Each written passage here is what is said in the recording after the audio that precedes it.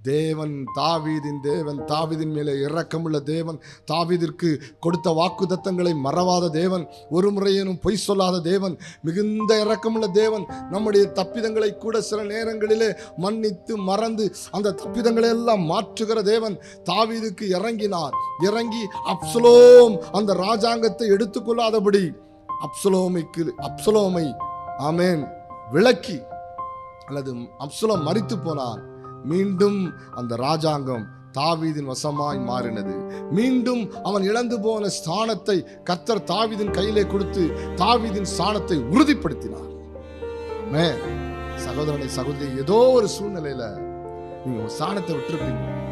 இன்னைக்கு கர்த்தர் சொல்லுகிறார், உன் ஸ்தானம் உறுதிப்படுத்தப்படும். உன் குடும்பத்துல நீ கணவன் என்கிற ஸ்தானத்தை கர்த்தர் உறுதிப்படுத்துவார்.